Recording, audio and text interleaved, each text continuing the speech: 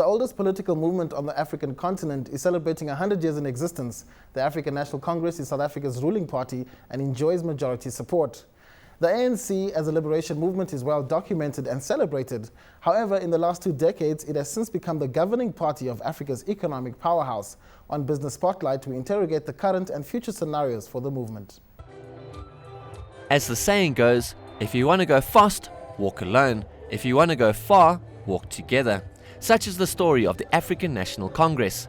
The oldest liberation movement on the African continent celebrated its centenary in Bloemfontein, where it was originally formed on January the 8th, 1912. That struggle culminated in the birth of democratic South Africa in 1994 and is in its centenary this year. Aubrey Masiqi is a former member of Mkhotho weSizwe, the ANC's military wing and former unionist. Now he analyzes the fruits of that struggle as an independent observer. Aubrey reflects on its centenary and what it means. I think the ANC has quite a lot to celebrate. Most of its history has been glorious and has been a proud history of struggle against colonialism and later against apartheid. Also, the quality of leaders the ANC has been able to produce during the struggle is quite rich.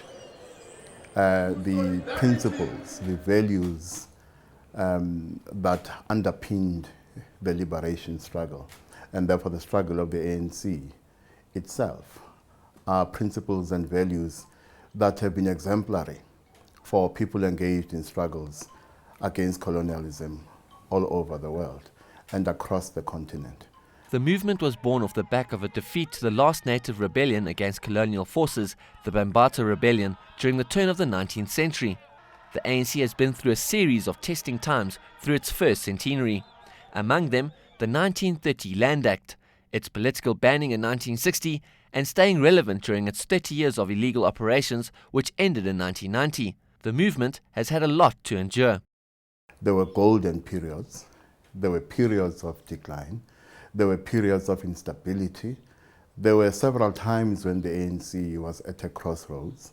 There were times when people thought it would split, and split in a manner that would threaten its continued existence.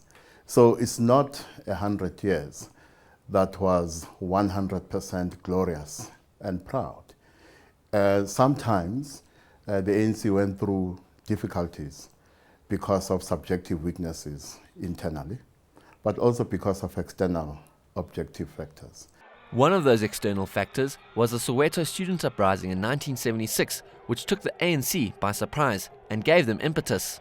But their uprising in 1976 was a godsend for the ANC, because it gave the ANC an opportunity to renew itself, to regenerate, to change direction. And the change was forged when the first democratic elections took place in 1994. The ANC's ascendancies to government turned the focus from external forces to internal squabbles. There is always the possibility that what we are seeing as the ANC begins its second century is the beginning of the end for the ANC, depending on the quality of decisions it makes during this period of decline.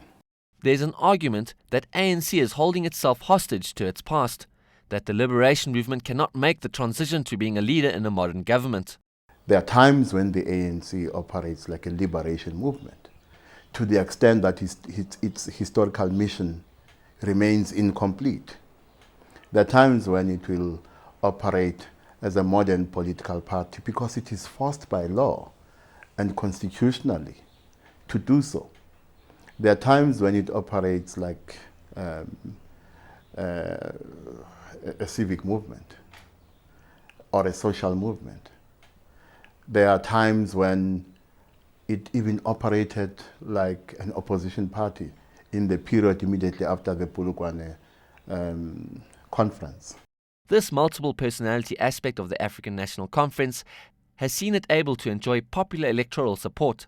But as the 2012 ANC elective conference draws nearer, so too does the ghost of conferences past. Only two possibilities as far as the 2012 Mangaung conference of the ANC is concerned. Either Mangaung will be better or worse than Polokwane.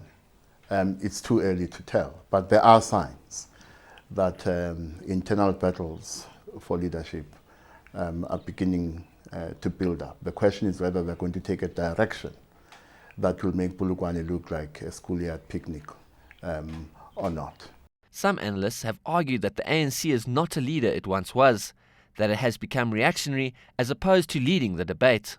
What I see currently is a gap between the ANC's electoral performance and its ability to lead society. And more often than not, it is not the ANC that sets the agenda. And if we want to understand why that is the case, one of the things we must appreciate is that the ANC is not the only center of power in South African society.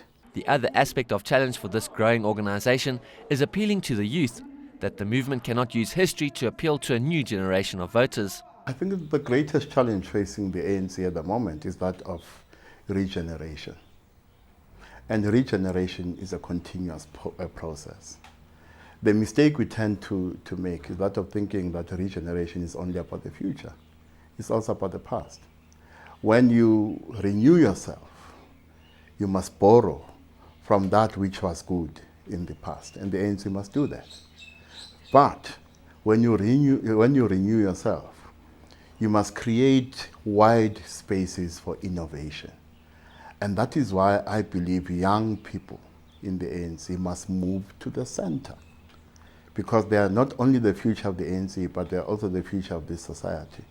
As the gap between the ANC's ideals and realities continues to grow, it'll find it harder to keep its loyal support. The ANC tells us that the people are a key motive force of what it calls the National Democratic Revolution. I always add that the ANC must remember that the people are not sheep. The people have free will.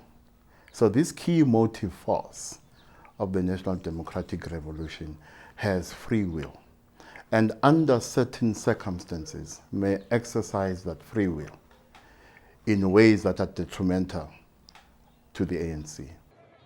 The ANC's history tells us how it has taken many forms in the last century.